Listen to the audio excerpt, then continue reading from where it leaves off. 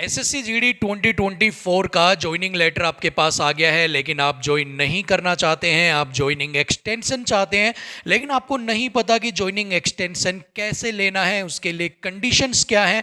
तो ये वीडियो आपके लिए बिल्कुल परफेक्ट है, क्योंकि आज की इस वीडियो में मैं आपको बताने वाला हूं how can you get joining extension. So काफ़ी इंपॉर्टेंट वीडियो आपके लिए रहने वाली है। वीडियो के एंड तक आप जरूर देखिएगा। सो चलिए बिना किसी देरी के वीडियो को स्टार्ट करते हैं। दोस्तों, जब भी आप एक्सटेंशन के लिए अप्लाई करते हैं तो आपको कुछ टर्म्स एंड कंडीशंस को भी फॉलो करना होता है। सबसे पहले हम यही जानेंगे कि what are the conditions of getting extension. First condition है, for extension you can apply only after getting your joining letter. यानी कि आपने एसएससी जीडी की कट ऑफ को क्लियर कर लिया है, लेकिन आपके पास अगर ज्वाइनिंग लेटर नहीं आया है तो उससे पहले आप एक्सटेंशन के लिए अप्लाई नहीं कर सकते हैं। आप तभी एक्सटेंशन के लिए अप्लाई कर पाएंगे जब आपके पास आपका जो ज्वाइनिंग लेटर है वो आ चुका है। ठीक है। अगर आपने ज्वाइनिंग लेटर रिसीव कर लिया है, उसके बाद आप एक्सटेंशन के लिए जो एप्लीकेशन है वो लगा सकते हैं, या फिर आप एक्सटेंशन के लिए एलिजिबल हो जाते हैं। अगर बात करते हैं कंडीशन नंबर 2 की, if you applied for extension for any reason you need to produce relevant documents और proof before the competent authority. यानी कि अगर आपने एक्सटेंशन के लिए अप्लाई किया है, फॉर एग्जांपल आपने अप्लाई किया है कि मेरे जो लेग है उसके अंदर फ्रैक्चर हो गया है, आपको उसके रिगार्डिंग जो रेलिवेंट डॉक्यूमेंट्स हैं या फिर जो प्रूफ है, यानी कि आपका प्रूफ के अंदर क्या हो गया, आपका एक्सरे हो गया, आपके मेडिकल रिकॉर्ड हो गए, आपकी डिस्चार्ज स्लिप हो गई है, इसके अलावा जो आपके बिल्स हैं वो हो गए हैं। ये सभी जो डॉक्यूमेंट्स एंड जो प्रूफ है वो आपको कंपिटेंट अथॉरिटी के सामने प्रोड्यूस करने पड़ेंगे। ये मस्ट है कि आप जिस भी कंडीशन के ऊपर एक्सटेंशन ले रहे हैं, फॉर एग्जांपल अगर आप एक्सटेंशन ले रहे हो कि आपके जो फादर हैं उनकी तबीयत खराब है, तो आपको आपके फादर के भी मेडिकल बिल देने पड़ेंगे, या फिर आप कुछ ऐसा ले रहे हो कि आपका किसी कॉलेज का जो है वो एग्जाम है, उसका भी एडमिट कार्ड हो गया, प्रिंसिपल से आपने प्रूफ अगर रिटर्न में लेते हो, ये बहुत सारी चीजें हैं जो आपको कंपिटेंट अथॉरिटी के सामने रखनी पड़ेंगी। ठीक है। चलिए बात करते हैं कंडीशन नंबर 3 के बारे में। If the candidate fails to produce relevant proof before the authority the offer of appointment would be liable to be cancelled after giving further notice.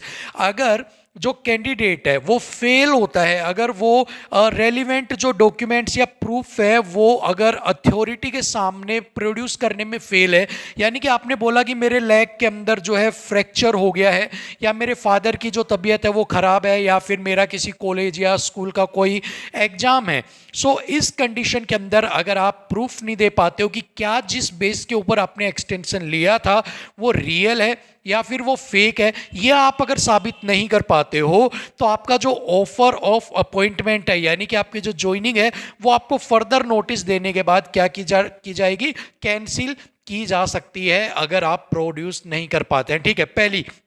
इसके अलावा आप जो एक्सटेंशन ले रहे हो, ठीक है, आप जो एक्सटेंशन ले रहे हो अगर उसका भी प्रूफ आपके पास नहीं है तो आपका जो एक्सटेंशन है उसको भी रद्द किया जा सकता है। फॉर एग्जांपल, इसको मैं एक उदाहरण देके आपको समझाता हूं कि आपके पास जो है आपका ज्वाइनिंग लेटर आ गया भाई, ठीक है, आपके पास आपका ज्वाइनिंग लेटर आ गया। अभी ये ज्वाइनिंग लेटर के अंदर बोला गया है कि आपको 15 डेज के अंदर अंदर आपको ज्वाइन करना है। अभी आपने क्या किया कि वहां पर जाकर आपने बोला कि मुझे क्या है, एक्सटेंशन चाहिए होता है, आपने डॉक्यूमेंट्स दिए और वहां पर डॉक्यूमेंट्स प्रॉपर नहीं है, उस केस के अंदर आपको विद इन 15 डेज आपको ज्वाइन करना पड़ेगा, और अगर आप नहीं करते हो तो आपकी जो अपॉइंटमेंट है वो क्या कर दी जाएगी, वो कैंसिल कर दी जाएगी। अगर आपका जो एक्सटेंशन के लिए जो आपने प्रूफ दिया है अगर वो वैलिड होता है तो आपको जो है आगे एक्सटेंशन जो है वो दे दी जाएगी। ठीक है, समझ में आ गया। चलिए आगे बढ़ते हैं कंडीशन नंबर 4 के ऊपर।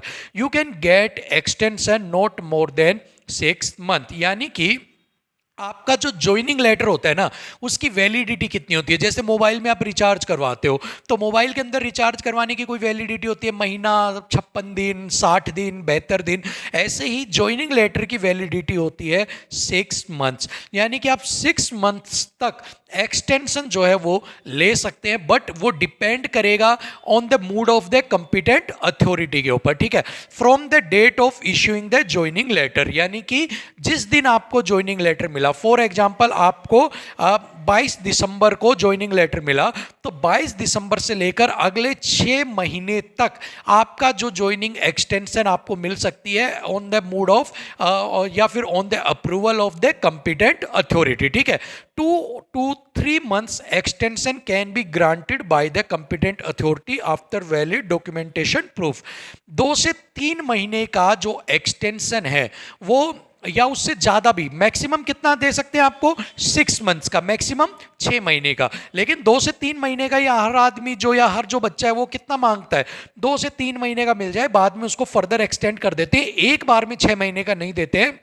सो अगर आप कंपिटेंट अथॉरिटी के सामने वैलिड डॉक्यूमेंटेशन प्रूफ अगर आप रखते हो, सो उस केस के अंदर आपको फर्स्ट 2 से 3 महीने का एक्सटेंशन मिल जाता है अगर वो सेटिस्फाई होते हैं, और अगर वो सेटिस्फाई नहीं हो पाते हैं तो आपको एक्सटेंशन, जैसे मैंने पीछे बताया, कैंसिल कर देगा। और जो ज्वाइनिंग डेट के लेटर के अंदर डेट दी गई है कि विद इन 15 और 20 डेज आपको ज्वाइन करना है, उसी पर्टिकुलर टाइम पीरियड के अंदर आपको ज्वाइन करना पड़ेगा। और अगर आपका वैलिड रीजन है तो स्टार्टिंग में 2 से 3 महीने का एक्सटेंशन दे दिया, मान लो आपने 6 महीने का एक्सटेंशन मांगा, आप इसको ऐसे समझ लीजिए, आपने कहा कि मुझे 6 मंथ्स का जो है वो एक्सटेंशन चाहिए, ठीक है। तो एक बार में 6 महीने का ना देके आपको 2 से 3 महीने का जो एक्सटेंशन वो दे दिया जाएगा। उसके बाद आपकी जो, जिस बेस पर आपने एक्सटेंशन लिया है, फॉर आपने अपने हेल्थ इश्यू, फैमिली इश्यूज के ऊपर, स्टडी के ऊपर अगर आपने लिया है, तो 2 से 3 महीने के बाद वो आपको दोबारा से एक्सटेंशन के लिए अप्लाई करना पड़ेगा, और वहां पर चेक किया जाएगा कि क्या इसको फर्दर जरूरत है एक्सटेंशन की या नहीं है। अगर आपको जरूरत है देन आपको फर्दर 2 से 3 महीने का एक्सटेंशन और दे दिया जाएगा, but not more than 6 month आपको एक्सटेंशन, यानी कि 6 महीने से ज्यादा एक्सटेंशन नहीं दिया जाएगा, ठीक है। चलिए आगे बढ़ते हैं कंडीशन नंबर 5 के ऊपर। If the candidate fails to join the service within the stipulated time given after extension, the offer of appointment would be liable to be cancelled without giving any further notice।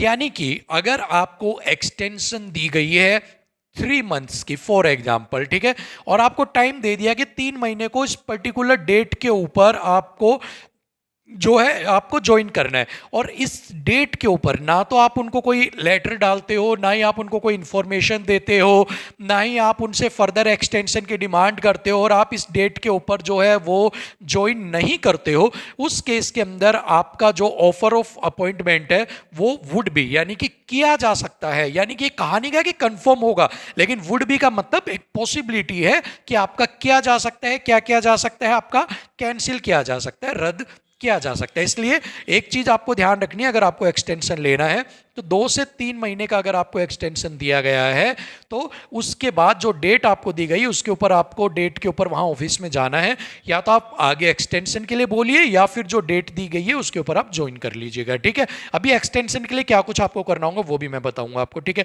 चलो ये condition, 5 conditions आपके लिए हो गई है। Next आपको मैं एक लेटर दिखाने वाला हूं, ये एक पुराना लेटर है, ठीक है। इसके अंदर एक कैंडिडेट ने यहां पर देखिए जो है एक आपसे डिपार्टमेंट से मांगा था कि मुझे एक्सटेंशन दिया जाए, ठीक है। यहां पर ये ऑफिशियल उनके लेटर्स हैं, उनके रिक्रूटमेंट नंबर्स वगैरह हैं। तो यहां पर उन्होंने जब बोला कि हमें एक्सटेंशन चाहिए, तो उनको कंपिटेंट अथॉरिटी के सामने पर्सनल हियरिंग के लिए बुलाया कि आप आइए और अपना रीजन हमें बताइए। और यहां पर उनको बताया गया कि ये बीएसएफ साउथ बंगाल फ्रंटियर के जो है वो पेशेंसली जो है वो आपके ग्रीवेंसी जो है सब्जेक्ट मैटर है उनको डिटेल में सुनेगी यहाँ पर। उसके बाद आफ्टर लिसनिंग योर ग्रीवेंसीज, उनके जो ग्रीवेंसीज है यानी उनकी जो समस्याएं हैं उनको सुनने के बाद कंपिटेंट अथॉरिटी की तरफ से जो है यहाँ पर कहा गया है कि as you fail to give cogent reason for not joining the service on due date, आप कोई भी वैलिड रीजन नहीं बता पाए हैं कि आपको जो है आप ज्वाइन क्यों नहीं करना चाह रहे हैं इस पर्टिकुलर डेट के ऊपर। Hence after going through your representation and personal hearing competent authority has rejected your request, competent authority जो है वो आपकी रिक्वेस्ट को रिजेक्ट करती है। और अब आपको यहाँ पर क्या करना पड़ेगा, जो गिवन डेज है, जैसे मैंने पीछे बताया कि विद इन 15 डेज और विद इन 20 डेज जो है आपको ज्वाइन करना है, उसी टाइम के ऊपर आपको जो ज्वाइन है वो करना पड़ेगा। ठीक है, एक और लेटर आपको यहाँ पर मैं दिखाता हूँ, जहाँ पर सीमा सुरक्षा बल आरक्षक की भर्ती ज्वाइनिंग तिथि बढ़ाने के संदर्भ में, ये देखिए ये एक यहाँ पर इसी तरह एक एप्लीकेशन आपको भी लिखनी होगी। आपके प्रार्थना पत्र संख्या 0 दिनांक ये यहाँ पर दिया हुआ है कि हमें ऑफिस में इस डेट को प्राप्त हुआ।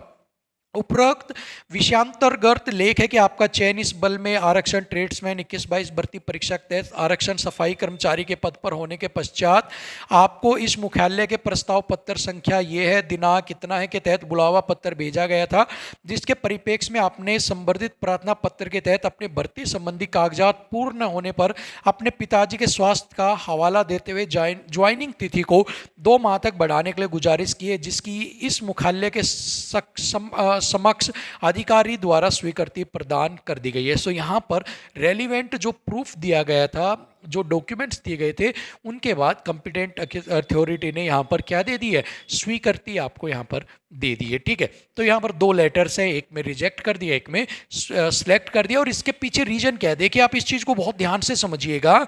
यहाँ पर देखिए क्या क्या कहा गया है कि जो है आप after going through your representation and personal hearing जो है आपकी रिजेक्ट की जाती है। You fail to give cogent reasoning for not joining this service, यानी कि आप एक प्रॉपर रीजन नहीं दे पाए हैं। सो आपको एक प्रॉपर रीजन देना बहुत जरूरी है। प्रॉपर रीजन, प्रॉपर प्रूफ और प्रॉपर डॉक्यूमेंटेशन अगर आपके पास है तो आपको 6 महीने तक की जो है एक्सटेंशन मिल जाएगा, वो लेकिन टुकड़ों के अंदर, first 2 to 3, next 2 to 3 months का एक्सटेंशन जो है वो आपको दे दिया जाएगा। अब आपको करना क्या है, देखिए आपको करना क्या है, आपको एक एप्लीकेशन लिखनी है, यानी कि आपका किसी भी CRPF, CISF, ITBP किसी के भी फोर्स में आपका सिलेक्शन अगर हुआ है तो उसके रिगार्डिंग आपको लिखना है, एक अपना एप्लीकेशन लिखनी है। विषय ये होगा सीमा जो भी आपको यहाँ पर दिया गया है, ITBP में SSC GD भर्ती ज्वाइनिंग तिथि बढ़ाने के संदर्भ में प्रार्थना पत्र, और नीचे आपको अपना पूरा डिटेल लिखना है कि ऐसे ऐसे मेरी ये प्रॉब्लम है, मेरे परिवार में, मेरे फादर में, मेरे मदर, भाई बहन, जिसको भी प्रॉब्लम है उसकी पूरी डिटेल आपको देनी है, कंप्लीटली डिटेल देनी है। इसीलिए और लास्ट में आपको लिखना है कि निवेदन ये है कि इसके लिए मैं अपना जो ज्वाइनिंग तिथि है वो 2 से 3 महीने जो है वो एक्सटेंड करना चाहता हूँ, कृपया एक्सटेंड करें। और वो एप्लीकेशन आपको जो आपका हेड क्वार्टर है, ठीक है, जहां पर आपका रिपोर्टिंग हेड क्वार्टर है, जहां पर ITBP BSF का दिल्ली है, ऐसे ही ITBP का है, ऐसे ही असम राइफल का, वहां पर हेड क्वार्टर में आपको जो है आपके स्टेट का जो हेड क्वार्टर जहां पर आपको कहा गया है रिपोर्टिंग के लिए, वहां पर आपको अपना वो देना पड़ेगा। चाहे आप इन पर्सन दीजिए, किसी के बाय पोस्ट भिजवा दीजिए, जैसे भी आपको भिजवाना है। ठीक है, और अपना जो प्रॉपर एड्रेस है, जो भी आप वो लेटर लिखें उसमें आपका नाम, आपका जो रोल नंबर वगैरह था वो, आपका जो भी डिटेल्स हैं आपकी, आपका फ़ोन नंबर, पोस्ट ऑफिस, जहां पर आपको वापस से डिपार्टमेंट की तरफ से लेटर भेजा जा सके, कम्युनिकेशन एड्रेस, परमानेंट एड्रेस, हर चीज़ क्लियरली मेंशन होनी चाहिए। ईमेल आईडी आपकी होनी चाहिए, फ़ोन नंबर होना चाहिए, एड्रेस, नेम, फादर नेम, हर चीज़ आप उसमें मेंशन करना, ताकि आपकी जो एक्सटेंशन है उसकी एप्लीकेशन जो है वो एक्सेप्ट की जा सके। ठीक है ना। सो यही सारी चीज़ें हैं, ये सारा प्रोसेस है एक्सटेंशन को लेकर, सभी चीज़ें आपको मैंने डिटेल में बता दी हैं। और होप सो इतना डिटेल में आपको जो है पहले अगर नहीं पता होगा तो अब जानने के बाद आपके सारे डाउट क्लियर हो गए होंगे। सो फिलहाल के लिए वीडियो में इतना ही, मिलेंगे आपसे अगली वीडियो में, तब तक के लिए इजाज़त दीजिएगा। नमस्कार।